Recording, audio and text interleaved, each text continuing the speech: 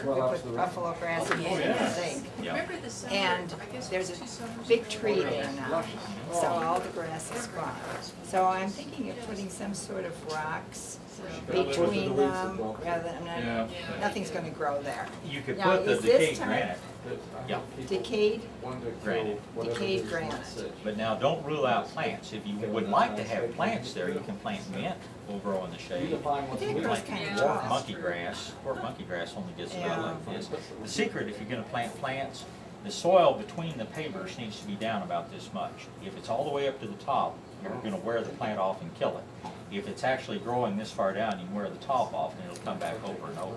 But if you just want an easier maintenance, I think I just want to do decayed granite. decayed granite. Okay, and now leaves fall on that because of that tree. Will I be able to blow them off without it moving the branch? Again, walk across that and you may blow a few And loose. would it be that stone and soil? For about each year, as you keep adding your mulch and stuff. 280, not 280, 1604 in Redland.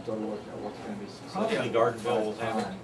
Okay. I don't care for most Gardenville products since Malcolm doesn't own it anymore. Most of their stuff just not the quality it once was. But it's Okay, hard that's to over in miss. Starcrest, right? No, that's, well, there's actually one out on Evans Road, very close to you, out there at 1604. Well, I'm closer to Starcrest, I think. Okay, you can get it Get it there. there. I like doing business with stone and soil better. But if you're looking for the closest place and you're gonna go get Okay, it, decomposed, or decayed granite. decayed granite. We just been on a tape What? in my previous life, Lee Randall, one of your alma maters at KCSC, but now I'm Lee Randall, Comel Master. Very good. I can't believe you rattled all that off with no notes or whatever, but I'm developing a design program for Very good. or going to pick one, see if they like it. You got a good group. I had the pleasure of speaking to them about a year ago, and it's a real nice group of people out there. Absolutely. Wonderful. Thanks for coming. My son needs your opinion on. He has cedar trees. One section of his yard is making block branches like cedar trees. He told us one, but Mom, I'm thinking about putting down a paver, you know, the black tape to cover that area so no weeds will come up. Would that be good? Kill all cedar trees. All the trees, I told him he period. can't do it. I said, leave the rocks there, because he has automatic water and sprinkler. Well, number one, the plastic's not gonna stop the weeds, because the seed will blow in on top of it and sprout anyway. A lot of people think they put down plastic and have no weeds. It doesn't work that way. And the plastic's gonna cut off all the oxygen going into the soil. The trees will die. Mom knows best. I've been trying to tell him. Well, tell him to call me if he needs a second opinion, tell him to call me. This is great. We have already got a plan and everything, but my question is about the backyard. Have you ever heard of like a green driveway? My neighbor just went straight down with concrete. Can you get those pavers that are the grass green? What we got are called turf stone. There's more than one brand. Turf stone. The company is called the Featherlight. What a misnomer. Featherlight Block Company. Those little pavers weigh 80 pounds apiece. Right. That's 400,000 pounds that I put in out there. Still crippling, no. But no, Featherlight, they used to be out in Converse. They're made up in Round Rock, but I think there's still a Featherlight Block location in Converse. Asking about turf stone pavers. And they can be installed on a slope, not just on a level? Yeah. Okay. My other question, and I don't know if it's too complicated a question to ask. This starts here and it goes down. It's real steep. It's a two-story house. And, I mean, it's a one-story in the front, you drive around, it's a one-story in the back. And I wanted to put in something like a cistern here to gather all the water. Do you think that would be possible? Between this lot line and a house. But it's steeply sloped. It's steeply sloped. But I right on would the do a top of the series. hill I would do a series of cisterns. that you could drive over. You can certainly do that. Okay. You have to find out if it's cost effective, but you can certainly do that. Same companies that do, water storage tanks would be who you talk to. There's a place out down on one end called Farm and Ranch Supply. They make some best quality water tanks you've ever seen. Thank you very much. You're certainly welcome. I have a question about how I can get rid of the Bermuda grass in my existing flower beds. It's tough. So what brings you? It's real tough. If there's nothing else in the flower bed, you cover it with plastic and let it steam. We went out to, you ever been to Las Unfortunately, Vegas? that's not the case. It's pretty much, you're gonna fight it until you eventually get it all dug out. I have gotten down a couple of flower beds, but it's been getting out through the broken hole and pull them for 6 months to get rid of it. But there's no spray that you can safely use that kills the grass.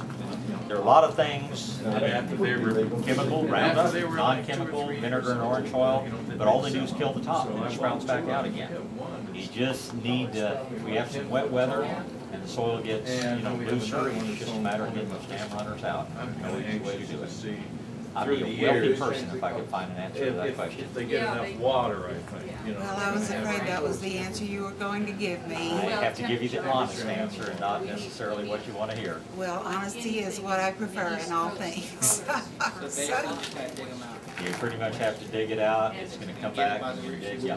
But if you wait till we've had some good rains and it's soft, it's amazing.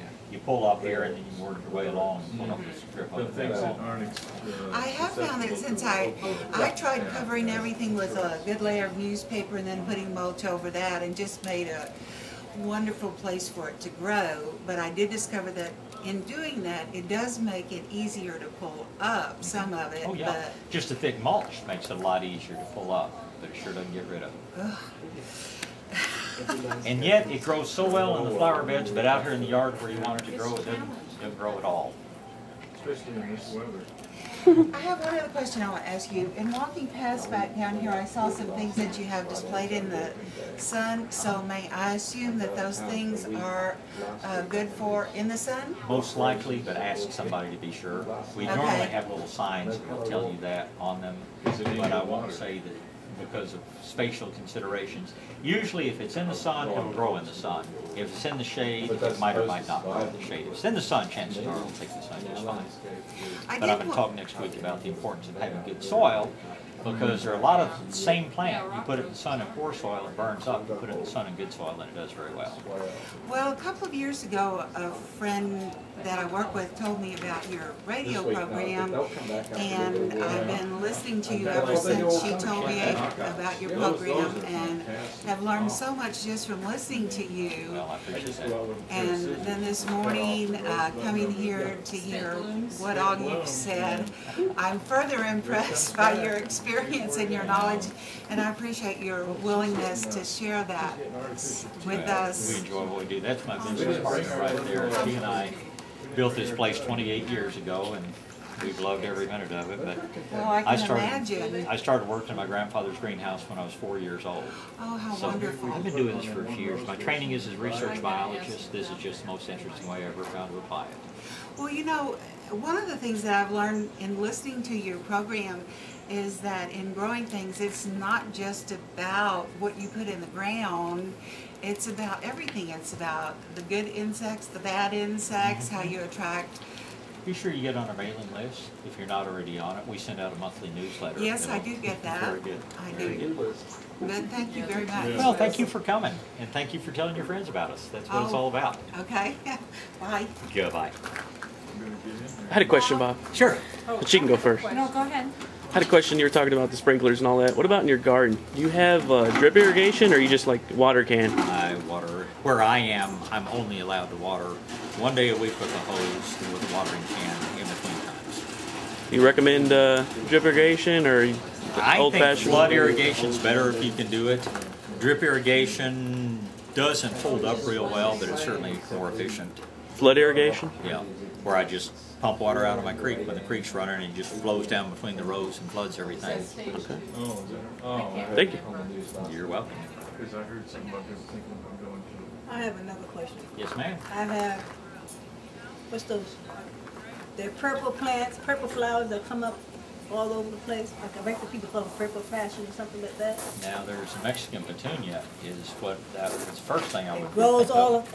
anywhere, wherever you stick it at, it grows wild, take Yeah, over. probably Mexican petunia. All right, I had my ash tree cut down here a couple of months ago, and they used to be around that tree. Now, I'm trying to, I keep pulling them up and they keep coming back. What can I do to kill them in that Tell particular your son to area? get out there and pull them up every day. I get out there, do you know what a grubbing hoe is? It's like a pickaxe with a broad flat blade in the back. I just get out and just chop underneath them and get them out.